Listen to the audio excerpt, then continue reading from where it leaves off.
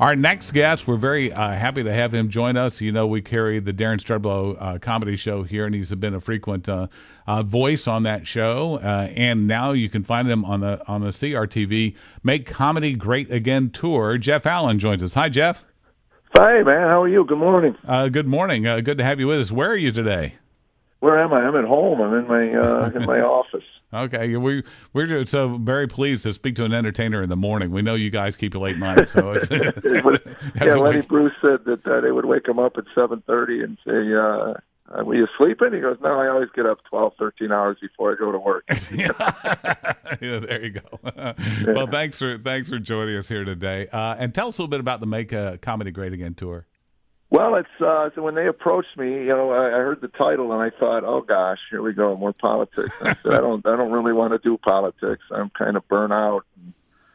He said, no, that's exactly the point. We just want good, clean, politics free. No commentary, no preaching, no nothing, man. Just do some comedy. And I jumped at it. I said, after 5 days, of the week of just being steeped in all of that, it's nice to have a break for a weekend. So we've been out 2 weekends now, and the people are loving it. They're absolutely loving it, coming up and going, man, what just a night, just to sit and to take your mind off of everything. That's right. That's it. I don't know why they picked the title they picked. It kind of makes a connotation. We've had some, because we're up in the Northeast. We just did New Haven, Connecticut, which is like Yale, Mm-hmm.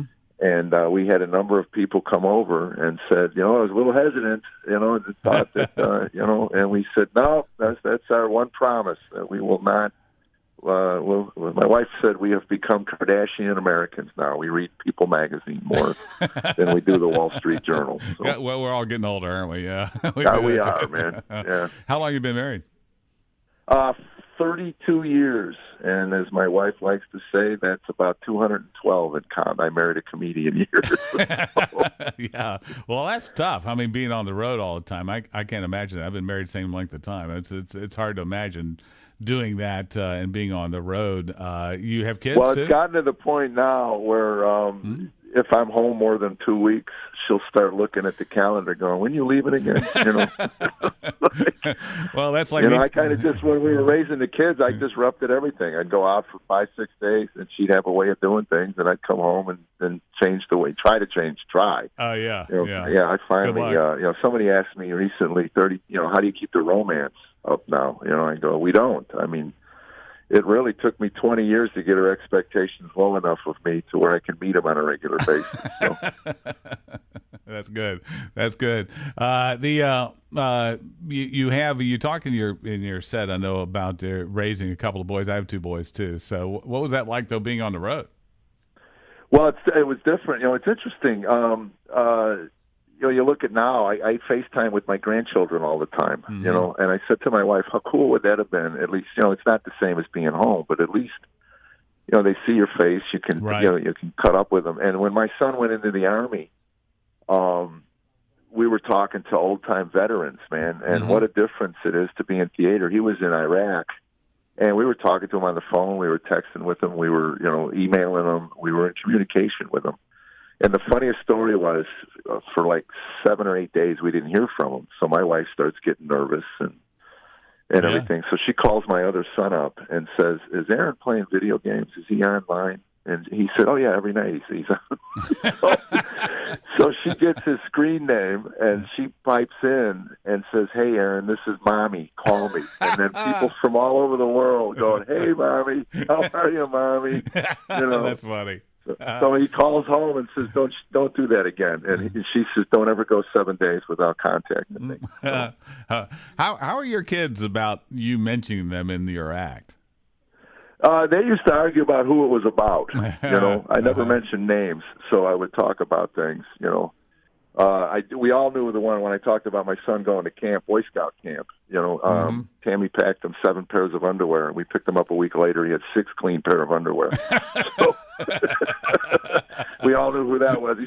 He was walking to the car covered in poison ivy and rashes and whatever. And I said, "You're not getting in my car. We're strapping you to the roof like a dead deer. We're taking you to a car wash." Well, understanding how long you've been married, I guess they're millennials then, huh? Yeah, well, they're at the cusp, and that's the thing I keep telling people. I go, what happens is they're working with millennials, and the millennials are winning the war. It's rubbing off on them. If we have a dinner planned at 6 o'clock, 5 o'clock, whatever, they show up whenever they want, 7:30. You know, what's the problem? I go, you know, I bought you a watch. You know, right. You got a cell phone, you got an alarm, you got something, man. You know, and you try to explain that time is really the only precious commodity that he has. And to waste somebody's time is, you know, and they look at you with that deer in the headlights thing.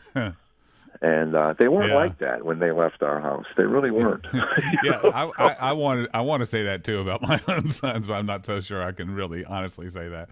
But it is great to talk to Jeff Allen again. The Make Comedy Great Again tour is Make Comedy Great. We'll leave the maggot to the other people. Right, and you can find that online.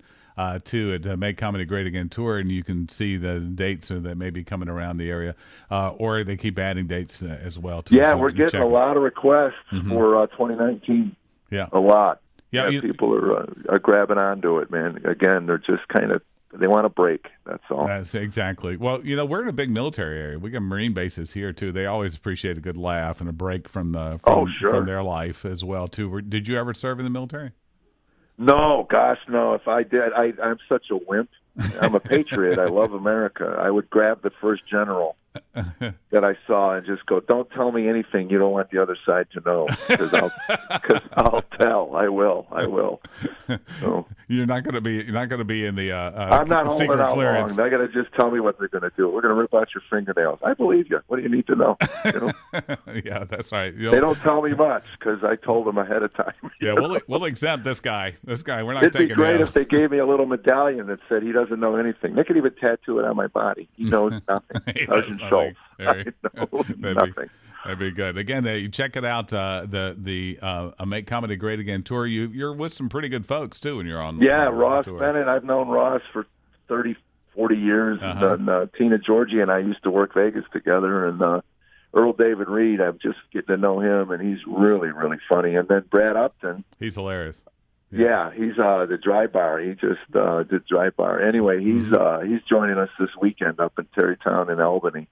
Yeah, and really looking forward to this. You and Brad and I probably in the same age bracket here, and so you know we have some observational things we can pass along in the generation, right? Oh, absolutely. You know, I was talking to somebody the other day. I go, I find myself now. I'm 62, and really I lead with my latest surgery. You know, I just it's like I'm turned into my parents. I used to sit and listen to the old people try to one up each other on their ailments. You know, and my God, you old people, stop it, you know. And then, well, what else you got to talk about? You know, I just had my gut ripped open because my intestine flipped. Yeah. You know, and you know, people go, really, we don't want to hear about your intestine. Well, I got nothing else to talk to you about. You know? So. Kenzie, I already mentioned my next procedure earlier this morning.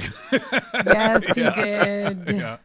He's got a colonoscopy coming up. I know it's going to be the topic all of the next month and a half. It'll be right. Well, I had that 2 years ago again, and then they did a bunch of other tests. Right. Mm-hmm. So anyway, I call them. They said give us a week and we'll call. So anyway, I call them.